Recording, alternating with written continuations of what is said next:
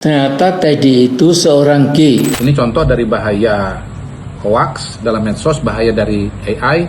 Bayangkan, seorang profesor, alumni Amerika, ijazah S1 UGM-nya nggak ada yang meragukan, tapi bisa jadi korban informasi hoax.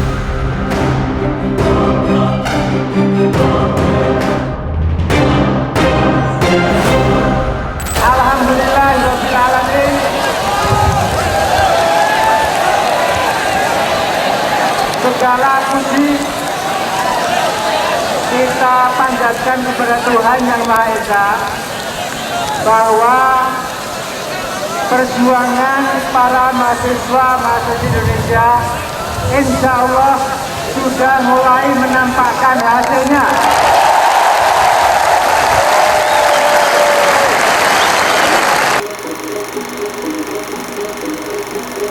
Berita diawali peristiwa pada 28 tahun lalu. Pria yang satu ini merupakan salah satu tokoh sentral dari penggulingan Soeharto dari kursi presiden. Jenderal yang sudah berkuasa selama 32 tahun itu akhirnya tumbang. Orde Baru tutup buku, lanjut membuka lembaran masa reformasi. Dia adalah Amin Rais. Namanya tidak bisa dipisahkan dengan peristiwa genting yang menjadi tonggak penting pada Mei 1998 itu. Ia bersuara lantang, berdiri bersama mahasiswa dan berbagai elemen masyarakat untuk menumbangkan rezim Soeharto. Pria kelahiran Surakarta pada 26 April 1944 yang meraih gelar doktor dari University of Chicago, Amerika Serikat ini mengawali perlawanannya kepada pemerintah melalui tulisan di media massa. Di tengah atmosfer kebebasan berbicara yang dibatasi, Amin Rais berani mengkritisi pemerintahan Soeharto yang dinilai syarat korupsi, kolusi, dan nepotisme. Ia pun lantang berseru soal reformasi total hingga akhirnya Orde Baru tumbang.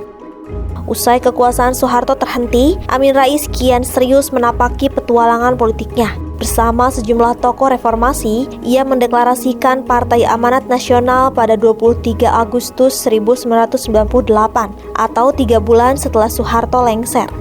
Dengan manuver-manuver politiknya, Amin Rais berhasil menduduki kursi Ketua MPR dari 1994 sampai 2004 dan mengantarkan Kiai Haji Abdurrahman Wahid alias Gus Dur ke kursi presiden, mengalahkan Megawati Soekarno Putri. Di usianya yang tak lagi muda, pada 2021, ia masih mampu mendirikan partai politik baru bernama Partai Umat. Dan di umurnya yang sudah lewat 80 tahun, nalar kritis Amin Rais tidak pernah padam.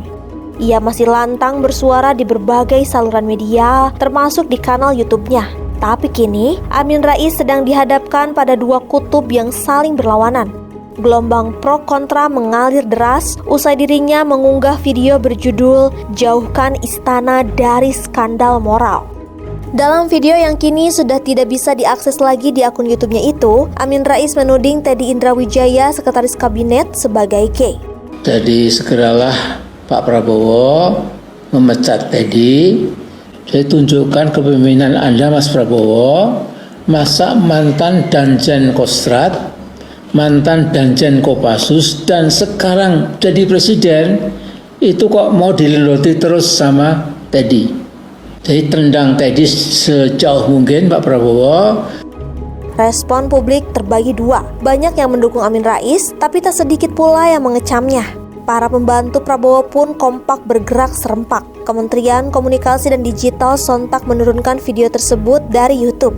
Kepala Badan Komunikasi Pemerintah Muhammad Kodari mengaku prihatin, dan penasihat khusus Presiden bidang komunikasi Hasan Nasbi menegaskan bahwa tudingan Amin Rais merupakan kabar bohong. Publik yang setuju dengan pernyataan Amin Rais menilai bahwa yang disampaikannya terang benderang. Ada banyak indikasi yang mengarah pada kelainan seksual Teddy Indrawijaya. Bahkan, jauh sebelum Amin Rais mengangkat persoalan tersebut, kabar miring tentang Teddy sudah nyaring beberapa tahun lalu.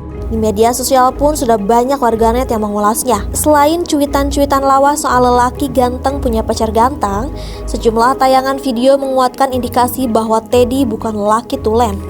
Salah satu video yang memantik perhatian publik adalah saat Teddy menggandeng tangan Marwarar Sirait, Menteri Perumahan dan Kawasan Permukiman. Dalam video yang beredar pada akhir 2024 itu, Teddy memperlihatkan gelagat yang bertolak belakang dengan citra dirinya sebagai tentara gagah.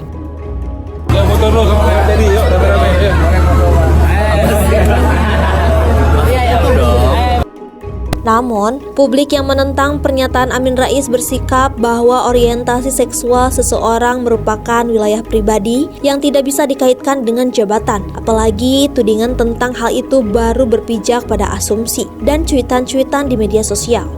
Menteri Komunikasi dan Digital, Mutia Hafid, mengatakan narasi yang dibangun Amin Rais merupakan upaya merendahkan martabat pimpinan tertinggi negara, tidak memiliki dasar fakta, dan bagian dari upaya provokasi untuk menciptakan kegaduhan publik yang berpotensi memecah belah bangsa.